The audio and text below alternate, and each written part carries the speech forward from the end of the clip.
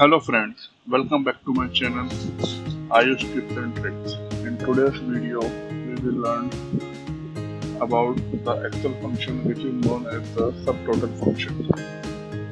So friends, please tell me what is the difference between a total and a subtotal.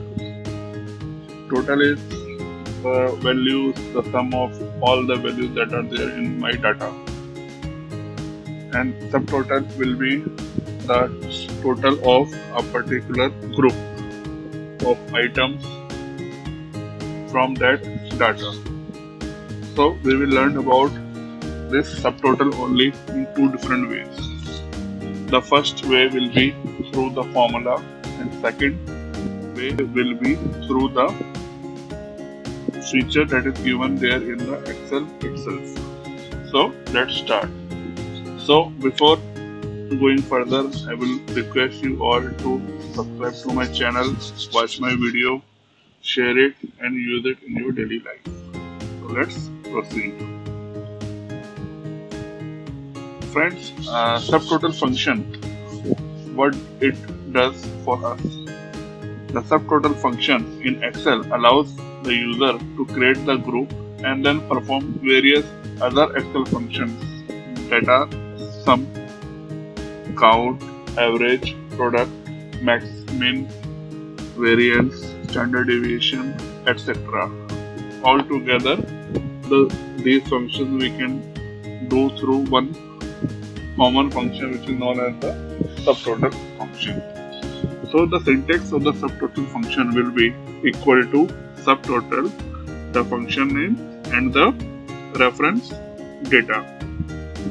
So what is meant by this function name? Function name gives the value from 1 to 11 and 101 to 1111. So what are these values? Like if I type here subtotal, so you will see that these values that I've written here are coming as part of the formula itself, like from 1 to 11 and 101 to 1111. So this is how the subtotal function syntax works like. So 1 means 1 and 101, 2, 102, 3, 103 all have the same function, but with a difference that I'll tell you later on. So 1 means average, that it will calculate the average of the specified range. 2 means it will count the number of cells. 3 it will count the non-empty cells also. 4 is max, it will find the maximum or the largest value in the specified range. 5th is min, that it will find the smallest value from the specified range. Product, it will calculate the product of the cells in the specified range. 7th is the standard deviation. 4th, number 8 is the standard deviation based on the entire population that is used there in the statistics. 9 is sum, that we will use maximum number of times. 10 is the variance, to find the variance in the specified range. And 11 is the variance based on the entire population. So the difference between these two values is that the number 1 to 11 will include manually hidden rows. Like if I hide this row and then I use this formula, it will work. While this value will exclude it. Like if I hide it, so my number 14 cell will not be included and it will be excluded from the calculation part.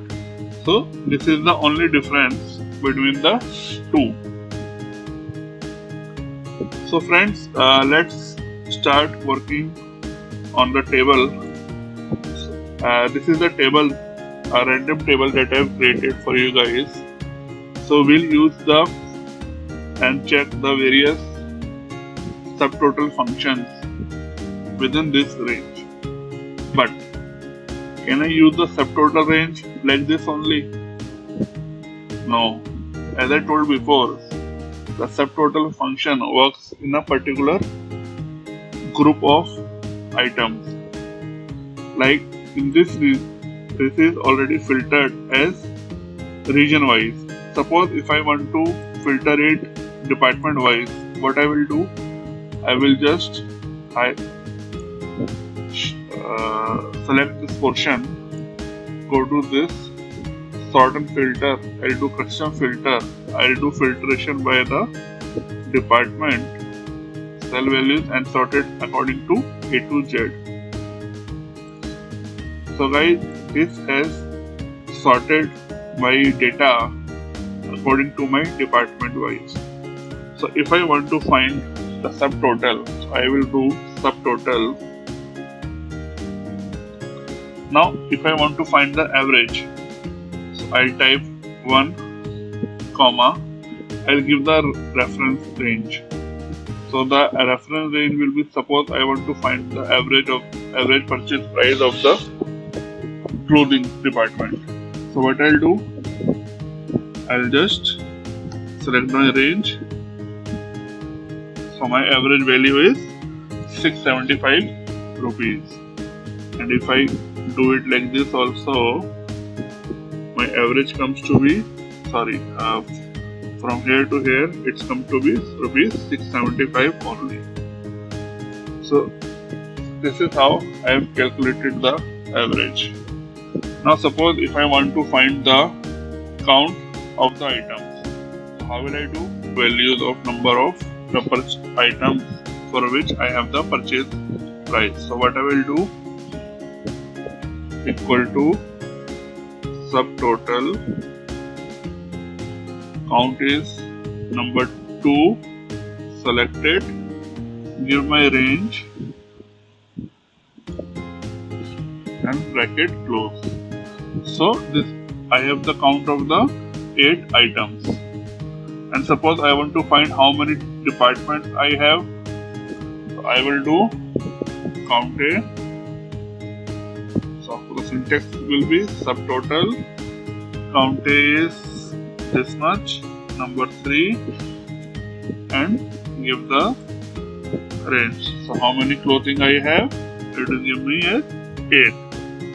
Now I want to find the maximum value, equal to subtotal, maximum is number 4, I'll give it, and I do the purchase price, or say now I want for the selling price, and bracket close. So the maximum value is 1725. And what about the minimum value?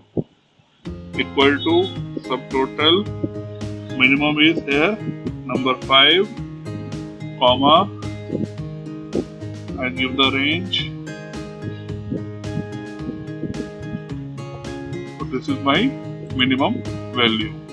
Suppose I want to find the sum of the entire range, equal to subtotal,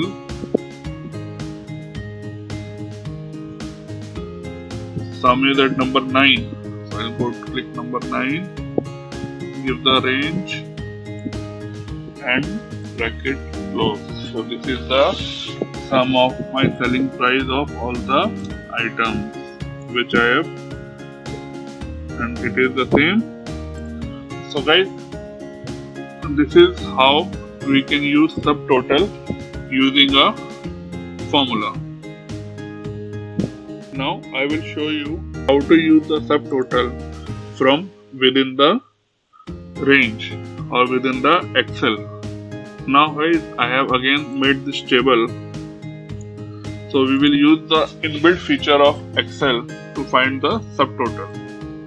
For that, I have to first arrange it by section wise. Say I want to arrange it by department only, or I say today I want to have the grouping by the item name. So what I will do, I will go to data,